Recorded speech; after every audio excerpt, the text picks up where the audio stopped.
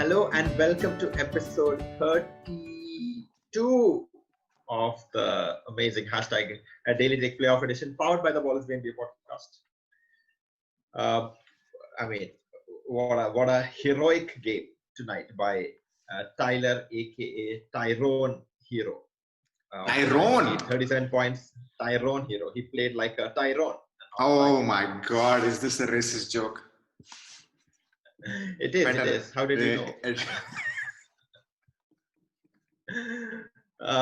What a great game! Yeah, 37 points, 14 made field goals. Let me just check out his stats. 14 of 21, 5 of 10 from 3-pointers. I mean, that boy gave it to the. I mean, he played perfect. Like when it was his time to shoot his shot. Otherwise, he just Steph Curry'd and like ran this way, that way, cut in. Steph Curry? Left-hand layup. No. Steph Curry. No. I meant no. I didn't mean Steph Curry that way. I meant in that Steph Curry's act. There is another person who is much better than him who plays exactly like him, and you pick Steph Curry.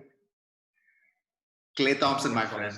This is literally he is like a Klay Thompson. He's like a younger Klay Thompson. No.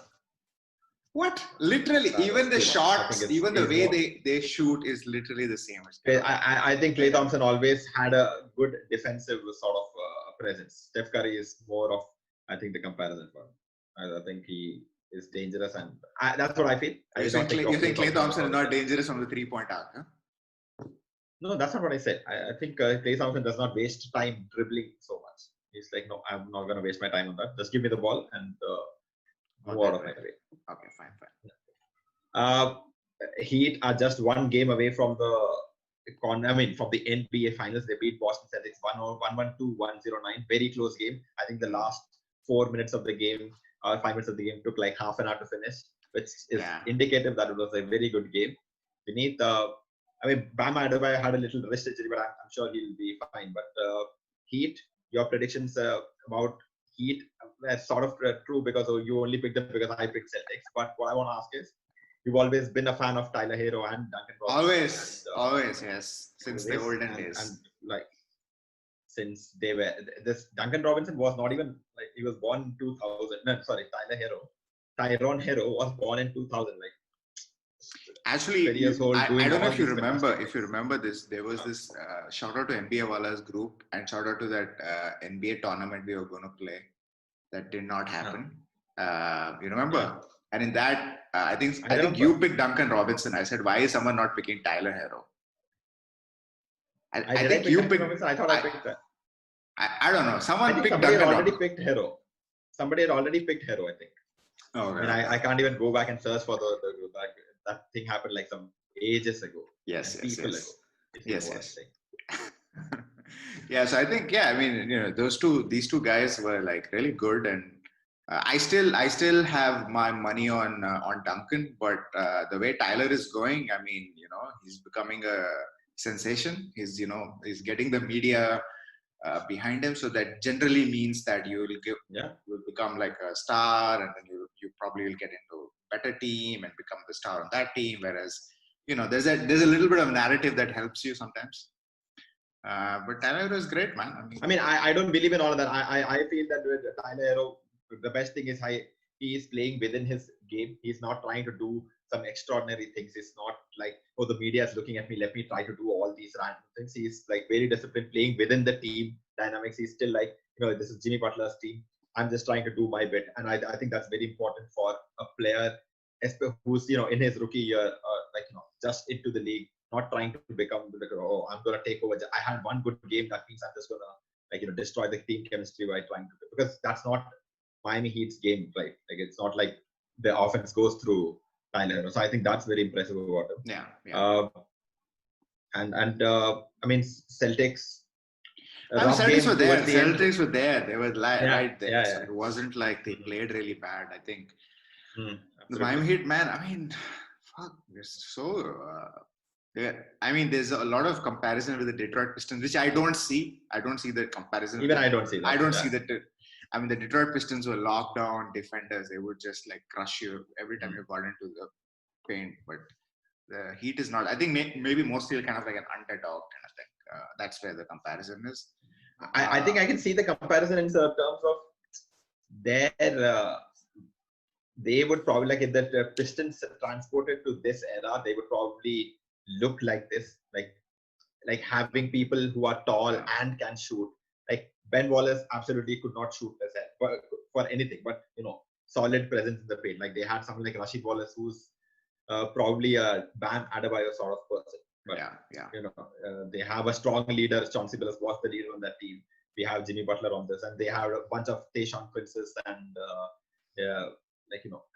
Rip Hamilton, those sort of players. I was going to be like, are you going to forget the most lethal scoring guy of that team? Rip Hamilton gave it to everyone, including everybody. Kobe. Yes, everybody. He was phenomenal. Like, those 3 years.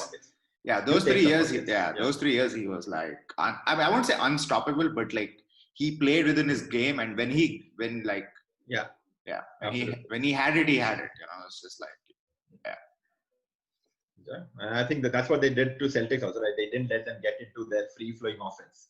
They like, if you want to get to the half court, you have to waste some time, get there, and then we'll use the shot clock as our sixth defender.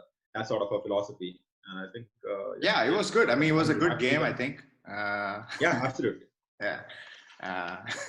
You're just happy that my pick once again has gone wrong.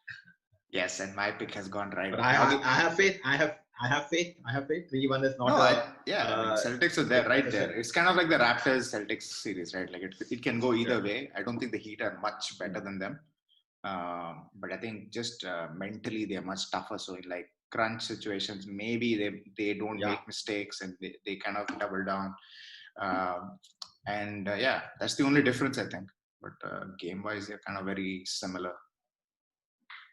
Absolutely. Do you think the Heat have a opportunity or even a chance to topple either the Lakers or the Nuggets? I don't think so. I mean, if LeBron goes there, then absolutely not. If the Nuggets go there, maybe they'll get a 3-1 lead and then Nuggets will beat them. So there'll still be a 7-game series. It'll be fun for us to watch. But yeah, I don't know, man. We've been underestimating the Heat all year long. I don't think we've really understood what it takes to be the heart of a champion. Yes, we don't understand that for sure. We don't understand that, obviously. So it'll be interesting. I think purely on paper, I don't think Heat can beat either Nuggets or Lakers. But since when do we play basketball? I mean, NBA basketball on paper anyways. Yeah, that's true. It'll be fun to watch. I mean, I think matchup-wise also, they don't have a chance. But I mean, the thing that I'm a little disappointed about is that I think the finals will be kind of a letdown. I think these two semifinals are really good, because I think the matchups are quite good. Like they match up easily, and they can be like good chess matches here and there. Like just so, I think the conference finals has always, generally the conference finals are always much better than the actual finals. So I think the conference finals are fun. I'm not very sure how good the finals is going to be. It's going to be kind of one of those like, New Jersey Nets versus the Spurs or the Cavaliers versus the Spurs. It's just like, oh my God, it's like we know what's going to happen. Or the Cavaliers against the Golden State Warriors. Or the entire NBA for 3 years against the Golden State Warriors. We just know what's going to happen. We need to break some legs and tear some ACLs for anything else to happen. Cool. That's it, bro. I mean, okay, that's it. We have our Bruce Bowen interview snippet one.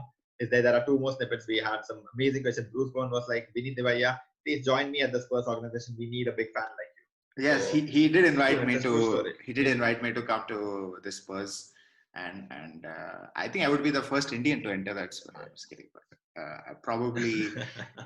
It would be cool to get a job. There must be local Texan Indians there. It would be amazing if Tim Duncan becomes the coach and I become an analyst there. That would be cool. Huh? Absolutely. You will not give any analysis. You'll be like Tim Duncan. In 1998, your left hand hook was much better than in 1999, where your right hand hook was. He's like, but what about 2021? It's like, I don't care about that, Tim Duncan. I'm just here to talk to you. I think that was kind of the theme of the interview. Everybody was asking about playoffs, and I was like, but in 2002. I think Bowen was more happy to answer. I think Bowen was more happy to answer those questions. He's like, I don't care what the Miami Heat is I don't doing. care. I don't care. Oh God. It was a good Yeah, time. yeah. I mean, remaining audience, please like, share, comment, follow, do all that thing, and let us know. I mean, Also, do the thanks Heat to have a chance shout out to come back NBA and- India for giving us this opportunity. Absolutely. You know, Always thanks to the entire team for giving us something. I mean, if you had told any of us 15 years ago that we'd be able to talk to our heroes, we'd be like, is it April 1st today?